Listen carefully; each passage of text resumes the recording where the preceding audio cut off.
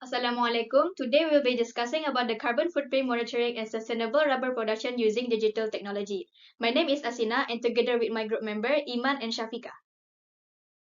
Okay, so I will briefly introduce the global rubber industry and its connection to sustainability and digital transformation in agriculture. Okay, so the global rubber industry plays an important role in many sectors, particularly the automotive industry. Natural rubber is a key raw material used in products such as tires, medical equipment, and also industrial goods. In fact, about 75% of natural rubber worldwide is used for tire manufacturing.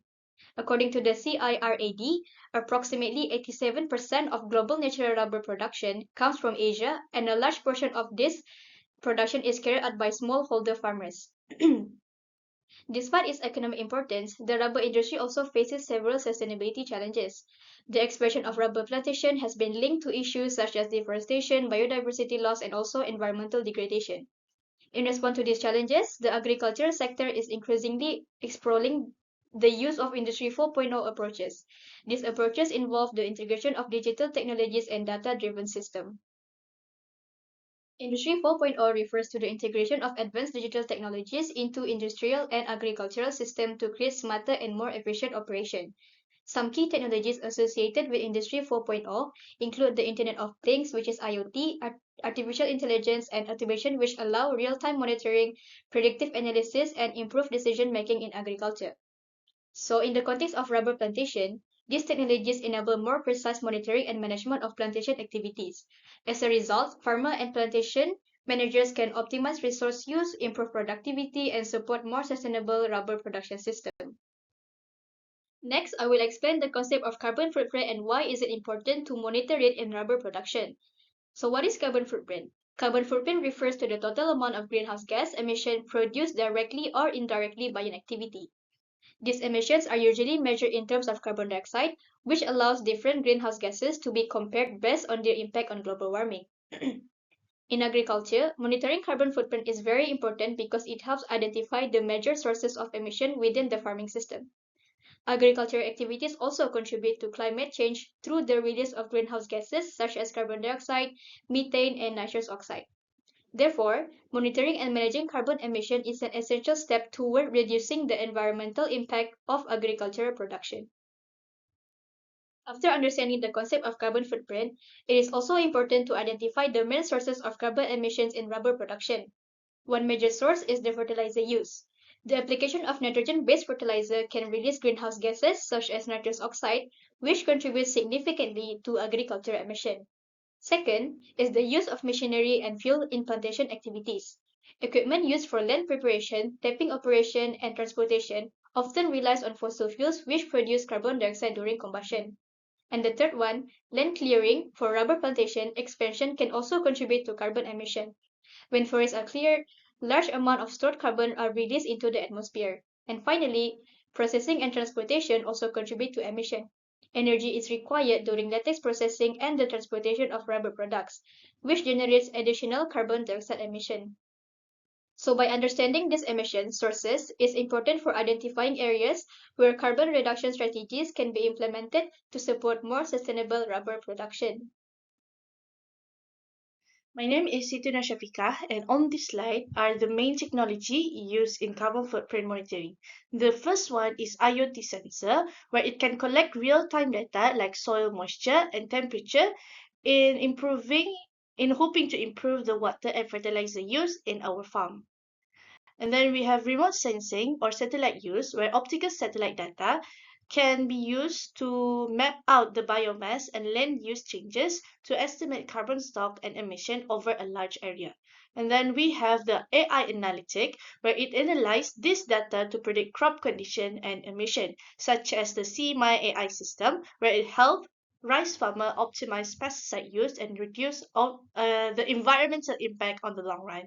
And lastly, we have the mobile apps where this can help farmers estimate their carbon footprint and make them choose better decision, such as the ICAC carbon footprint apps, where it lets smallholder estimate data such as the net carbon credit in their farm. On this slide, it will be explaining on how carbon footprint monitoring works. So it will go three steps. Just like what I explained before, the technology use. The technologies will fall under the data collection, where the real-time data are taken through those technologies, such as the IoT sensor, satellite imaging, and field monitoring. The second step is data analysis and processing. When this data collected, then it will be processed and analyzed either through AI or even through calculation itself. This result will be used by farmer or even agriculture manager within the company to make better decision. This will fall under reporting and action to the result. These results are displayed in digital dashboard or even within their mobile application. This they can use this information to make better decision, such as reducing fertilizer use, improving irrigation, and then optimizing plantation operation. So with this three step, it helps farmer or even the company to reduce carbon emission and improve their management better and more sustainable plantation management. Farming operation involved. So where exactly this technology are used? So the first one is this technology are used to monitor soil and nutrients. And then it is used to monitor irrigation management. And then we have latex harvesting and plantation crop. In our case, it is the rubber plantation. This is where the technology is used to monitor tree age structure, soil health, and CO2 influx. These support better harvest scheduling and carbon neutral tapping practices. And we also have supply chain tracking. From farm to mill, traceability platform can link yield, input, and emission to support certification and buyer requirements. So buyer requirement here, meaning we are being transparent with our customer. And it also supports certification, meaning here we can be easily certified by any SDG international, even national level of certification, that we are trying to be more greener in managing our farm. And I have this one example, such as the AI enabled platform, which is known as CMAI type system, where it can be adapted to Malaysia rubber and palm oil supply chain. In this system, we can see where the supply chain within the farm to the company. So problem solve. What problem is solved? If we follow the system, the three step, which is the data collection, data analysis, and then action to the data result, this system help reduce carbon emission and improve efficiency. It increase transparency using accurate data. It also supports sustainable certification. And without doubt, many studies in Malaysia show that better monitoring can reduce emission from plantation and overall improving the farm management. Hi there, my name is Muhammad Nariman bin Haji Norman with the ID of F25M2109. We'll continue the presentation. So on this slide, we will be focusing on how digital technologies and sustainable practices can transform rubber plantation into a more efficient, environmentally friendly, as well as profitable system. Our first benefits will be reduced fertilizer use. With the advancement of IoT, soil sensor, and data analytics, farmers apply fertilizer only when needed based on real-time soil conditions, in which this will help in minimization of waste, lowering the operational costs as well as reducing the environmental pollution. Our second benefits will be lowering carbon emissions. Digital monitoring helps plantation track emission sources such as fertilizer use, fuel consumption, and processing energy. As a result, this will support climate action by improving sustainable and efficient plantation management.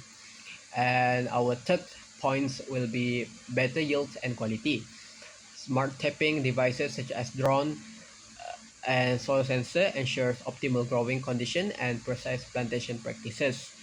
As a result, a higher latex volume with more consistent quality can be produced. Next, data-driven decisions. continuous data from sensor, drones, and weather stations allow farmers to make decisions rather than making assumptions, in which this will be helps in improving efficiency and sustainability as well. Our fifth points will be better market price. With traceability system using GPS and blockchains, producers can prove sustainable practices, in which this will allow access to premium market and better prices for certified rubber.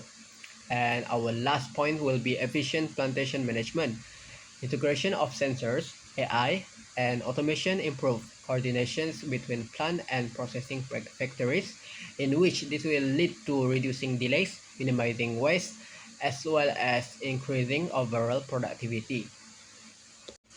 Despite the benefits, there are several challenges in adopting digital and sustainable rubber technologies. So in this part, we provide 4 different challenges. The main challenges will be high initial cost. Devices such as smart sensors, drones, AI system, and digital platforms require significant investment, in which smallholder farmers or local farmers may find difficult without financial support from the government. Our next point will be lack of technical skills. Many farmers are unfamiliar with digital tools and data interpretations. Without proper training and extension services, these technologies cannot be fully utilized. And our third point will be poor internet connectivity. IR 4.0 technologies rely on stable internet for real-time data transmissions, but rural rubber plantation often experience weak network coverage, disrupting monitoring system. And lastly, our final challenges will be cybersecurity issues. Digital systems collect large amount of farm data, and without proper protection, this data may be vulnerable to hacking or misuse. In this case, strong data management and security system are very essential. Okay, now let's move on to how smart rubber technology support the Sustainable Development Goals, or also known as SDG. In this part, I will be briefly explaining the relationship between the smart technology uses and the SDG. So in this part, we will be focusing on 6 main SDG that are related with the smart technology of rubber productions. Our main first SDG will be SDG 2, which is zero hunger. Practices like intercropping and soil monitoring will help in improving productivity as well as increasing food production for the society while maintaining sustainable agricultural practices. Our second SDG will be focusing on SDG 8, which is decent work and economic growth, where smart technology increases farmer income and creates new job opportunities, especially in rural rubber producing communities. Our third SDG will be SDG 9, Industry, Innovation, and Infrastructure. The uses of IoT, AI, and automation represent technological advancement in agriculture, in which strengthen the modern agricultural system and support technological advancement. Our fourth SDG will be SDG 12, responsible consumption and productions. Precision farming, precision agriculture ensures efficient use of resources such as fertilizer, pesticides, and water, also and much more, as well as minimizing environmental waste. SDG for our fifth SDG will be focusing on SDG 13, which is climate action. Carbon monitoring help identify and reduce emissions, in which supporting and adopting the environmental friendly practices. Lastly, SDG 15, which is life on land.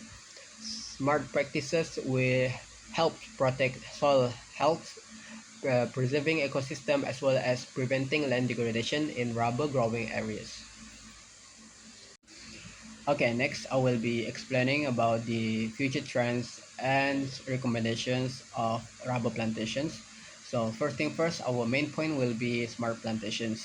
So in the future, rubber plantation will become more advanced by using devices such as sensors, drones, and real-time monitoring system.